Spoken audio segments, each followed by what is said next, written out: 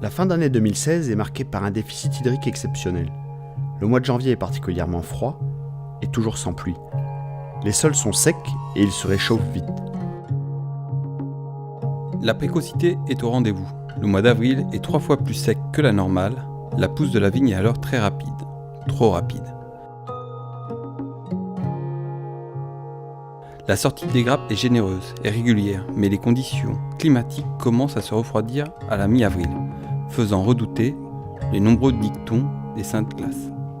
Nous conseillons alors de ne pas travailler les sols, de retarder au maximum le pliage, mais rien à faire. 2 épisodes de gel se succèdent alors. Un premier de 2 nuits, les 21 et 22 avril, plutôt localisés dans les plaines, et un second beaucoup plus sévère la semaine suivante, avec des températures frisant les -4 degrés localement.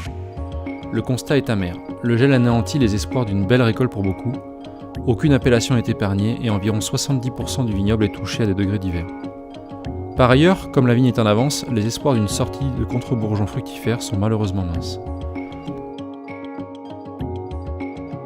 On comprend rapidement que le millésime sera longtemps associé à cette semaine de gel. On pousse alors les chefs de culture à entreprendre un travail minutieux de sectorisation.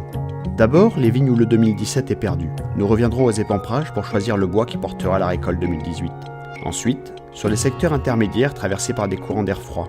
Là, la pousse met du temps à repartir. Le choc hormonal lié au froid finit par entraîner la disparition des premières grappes, hélas, rapidement remplacées.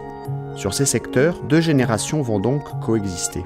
On perçoit déjà que les séparer sera l'un des défis du millésime.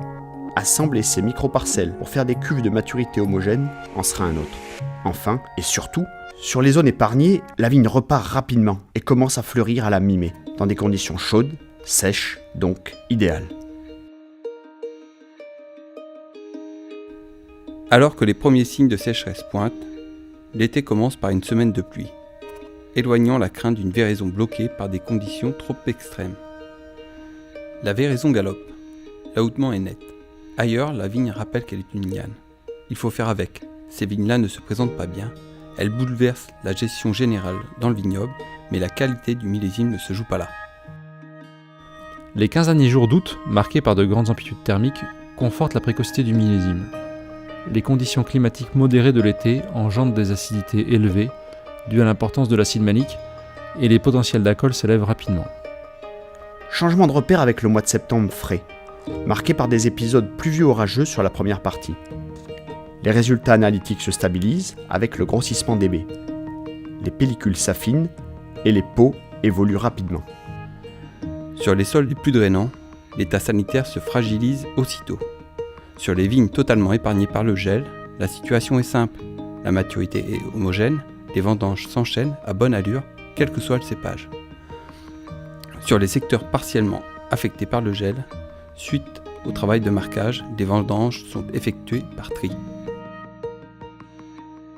Il est difficile de définir ce millésime contrasté.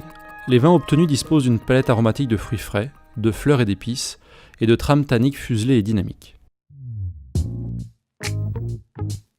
En conclusion, on peut dire qu'on revient sur un millésime de vigneron parce que les choix viticoles vont être cruciaux.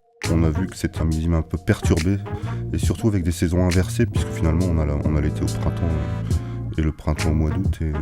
Et c'est vrai qu'un millésime sans mois d'août, c'est toujours un peu compliqué pour avoir des vins classiques, un peu puissants, un peu comme on les attend.